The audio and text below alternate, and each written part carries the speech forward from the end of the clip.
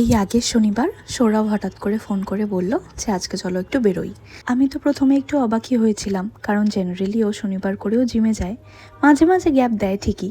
তো বলল যে ওর শরীরটা খুব একটা এনার্জেটিক লাগছে না, আজকে তাই আর জিমে যাবে না। আমি তো আনন্দে আটখানা, এমনিতেই শনিবার ছুটি, তারপরে আবার সেদিন ছিল ঈদ। আমাদের অফিসে ঈদের ছুটি যদিও দেয়নি, শুক্রবারও আমার অফিস ছিল, আর শনিবার তো উইকেন্ড বলে ছুটি। প্রথমে ভাবছিলাম বিরিয়ানি খেয়ে আসি, ঈদে একটু মনটা বিরিয়ানি বিরিয়ানি করে বইকে, কিন্তু তারপরে ভাবলাম যেহেতু ঈদ, বিরিয়ানির দোকানে প্রচণ্ড ভিড় হবে, আর অতটা টাইম নিয়ে আমরা বেরোইনি, তাই কাছের থেকে কাছে বাইকে করে চলে গেলাম CC2। প্রথমেই আমরা চলে গেছিলাম ম্যাকডোনাল্ডসে, অনেক দিন পর। এক সময়ের খুব পছন্দের একটা জায়গা ছিল এটা। ছোট্ট মিনি এত ছোট 17 টাকা দাও। আমরা যখন কলেজে পড়তাম তখন অনেক এরকম মলে ঘুরতে আসতাম। আমাদের কলেজ থেকে অ্যাক্রোপলিস মলটা সব থেকে কাছে ছিল, সেখানেই যাওয়া হতো বেশি, কিন্তু তাছাড়াও মানি স্কোয়ার, CC2 মাঝে মাঝেই আসতাম।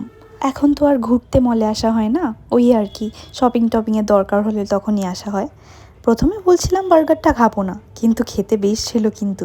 তারপরে আমরা ওরিয়েন্টে চলে গেছিলাম ডিনার করতে, পরের শটে সেটার ব্যাপারে শেয়ার করব।